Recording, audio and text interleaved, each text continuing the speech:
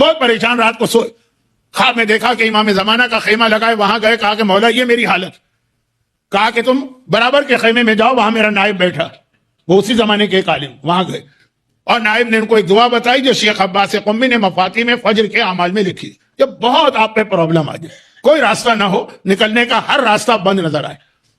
تو وہ یہی ہے نا کہ نماز کے بعد پہلے اپنا ہاتھ اپنے دل پہ رکھو، 70 ٹائمز کو یا فتح،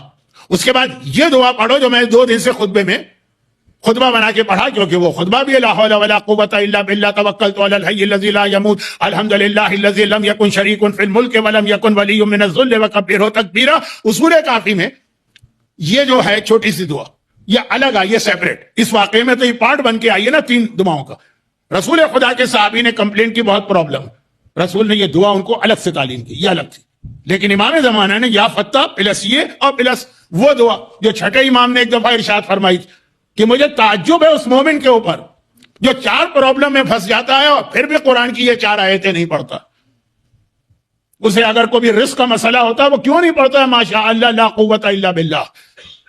جو کل میں نے ماشاء اللہ لا قوت الا باللہ الگ سے بتائی تھی، لیکن یہ پارٹ ہے اس 3 دعاؤں کا جو ملا کے امام زمانہ کے نائب کے ذریعے ان کو پہنچی اور پھر ان کے سارے پرابلم ودن ڈیز ختم ہو گئے.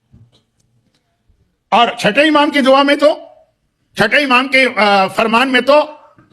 ہر آیت کے ساتھ اس کا رزلٹ بتایا، کہا کہ روزی کی رزق کی پریشانیاں کیوں یہ نہیں پڑھتے، کیونکہ اس کے فوراً بعد خدا نے کہا وَعَسَىٰ رَبِّي أَن يُؤْتِينَا خَيْرًا، بہت جلد اللہ تمہیں بہت ہی خیر و برکت عطا کرے. اس آیت یہ آیت سورہ کہف کی، اس کے بعد دیکھ لیجیے. اور اگر کسی کو دشمن کا خوف ہے تو کیوں نہیں پڑھتا حسبنا اللہ ونعم الوکیل، کیونکہ اس کے فوراً اللہ نے کہا فانقلبوا بنعمۃ من اللہ،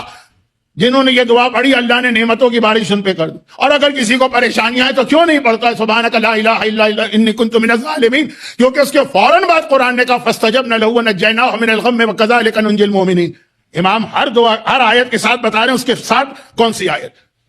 اور اگر کبھی ظالم حکمران تلوار لے کے کھڑا ہے کیوں نہیں پڑھتے وفوض امری الی اللہ ان اللہ بصیر بالعباد، کیونکہ فوراً قرآن نے کہا فوقع اللہ سیئات ما مکروا، اللہ نے اس آدمی کو ظالموں سے بچا لیا. تو اب یہ جو ایک الگ حدیث، یہ ایک الگ حدیث، وہ توکلت علی الحی الذی الگ حدیث، وہ رسول کی ہے یہ امام کی ہے. رسول کا لقب بھی صادق ہے، اس امام کا لقب بھی صادق ہے جن کی حدیث. دونوں صادقین کو ملا کر امام زمانہ نے یا فتح، فتح کے معنی راستہ کھولنے والا،